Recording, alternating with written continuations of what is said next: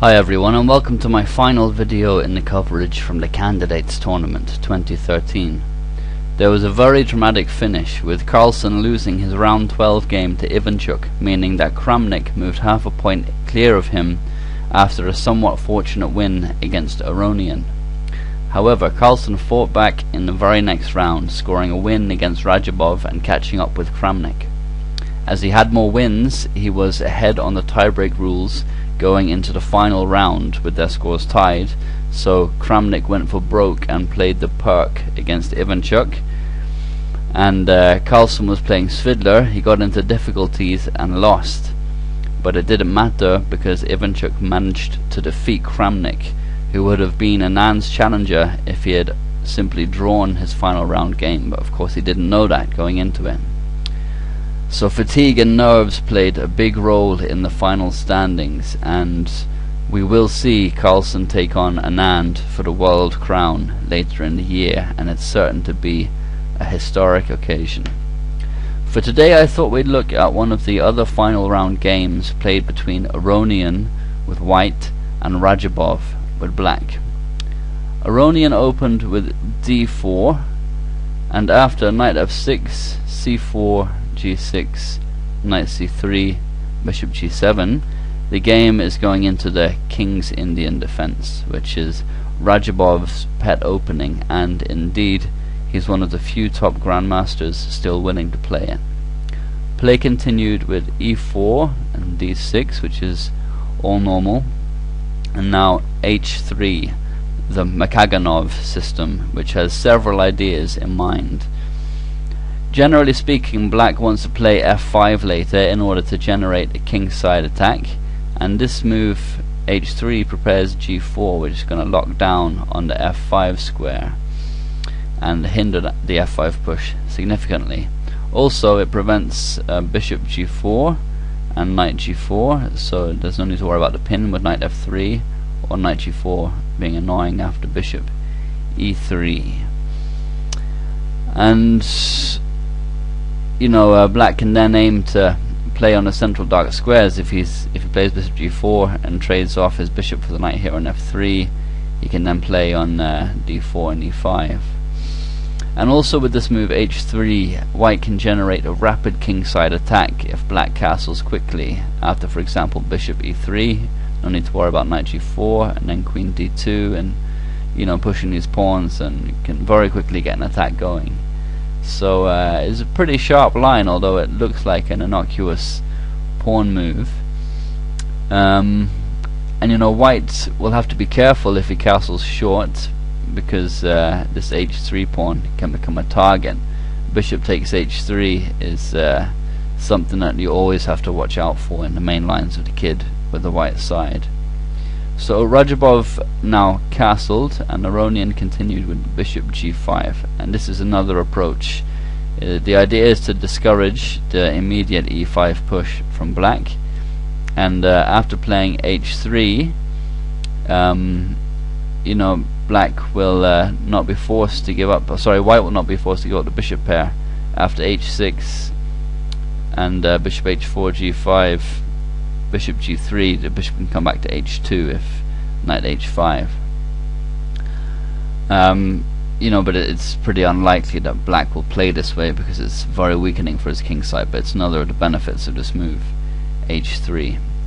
So Radjabov continued with a6 for reasons that will become clear in a moment. Aronian now got his kingside knight out with knight f3, and Radjabov struck at the center immediately with c5, and after d takes c5 he played queen c5. Queen a5. Radjabov, like Fischer and many other players, chooses safe lines for a small advantage with the white pieces and much sharper lines with black. The point of this move is that the c3 knight is now pinned, so knight takes e4 is the threat in the position from black, and this is a common idea in the King's Indian, c5 and queen a5 to put pressure on e4, as some people like to play the 4 pawns attack with the white, and black can answer with c5 in this idea immediately. Aronian played bishop d3 in order to defend the e-pawn, and we can get an idea of what happens if white plays something else. For example, let's say he plays c takes d6.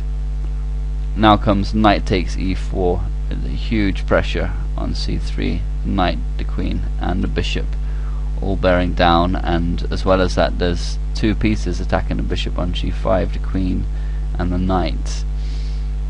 So the best bet is bishop d2. Playing instead d takes e7 leaves black better after rook e8, because bishop d2 is forced now anyway. Knight takes c3 follows, and after b takes c3, rook takes e7 check, bishop e2, bishop takes c3, and black is better. And the other line is similar to this, but not quite as bad for white. If he plays bishop d2 at this move instead of d takes c7. So knight takes c3 is best, b takes c3, e takes d6, and black gets back the pawn. And you know, he's doing pretty well from here. White's still 2 moves from castling, rook e8 is coming, queenside development is pretty easy, and he's got these double pawns to play against in this weak a2 pawn here. Okay, so we'll go back to the actual game. So Aronian has just played bishop d3, and Radjabov continued with d takes c5. He wins back the pawn, restoring the material balance. Aronian now castled, and Radjabov got his other knight into the game with knight c6, and this c3 knight is no longer pinned, and the d3 bishop has e4 covered, so white can now gain a strong centralized knight with knight d5, which is what Aronian did. Radjabov continued with bishop e6, getting his final minor piece into the game and challenging the knights. And it should be noted that he shouldn't play instead knight takes d5, or white is winning a pawn. Just c takes d5, knight e5, bishop takes e7, rook e8 would be best, and now d6, and it looks like black can get a pawn back with knight takes f3, queen takes f3, bishop takes b2, but he's in trouble after bishop c4, and suddenly white is winning due to this pressure on f7. For example, if bishop e6, bishop takes e6, f takes c6, rook a b1, bishop d4, and queen b3, forking b7 and e6, and this is a winning position for white. So bishop e6 is better, and Aronian continued with queen b3 attacking b7, and Radjabov answered with b5, and we can really sense his fighting spirit here. Look at all this tension on the boards. It's you know, it's a great sign of an active game when there's all this tension on the board. There's a lot of life in the game. Some grandmasters you watch, you know, they have a very dry style, very slow, deliberate style, which, you know, is impressive in its own way as an approach, but this type of game is much more dynamic and interesting. And the idea of this move, b5, is to remove one of the defenders of the d5 knight in this pawn here on c4. Aronian answered with rook ac1, which in fact the engines didn't like, now giving the position as equal. And we can see some of the ideas that the players were going for in alternative lines. For example, if instead c takes b5, bishop takes d5 forces e takes d5, and now knight b4, b takes a6, knight takes d3, queen takes d3, queen takes a6, and black can almost definitely claim equality here. Alternatively, bishop takes f6 is also possible. It's not as strong as the other moves. Black can play b takes c4 here as an intermezzo, and white has to choose between bishop takes c4 or queen takes c4. In this line, after e takes f6, rook fc1, he has to accept that this knight is going to be pinned, but this variation is probably the best way to go and gives white the most comfortable edge. It's around half a pawn in this position here. Whereas if he plays bishop takes c4 after e takes f6, he's lost the bishop pair, but he's created this very strong outpost on d5 that he can use for the rest of the game. So we'll go back to the game continuation anyway. Rook ac1.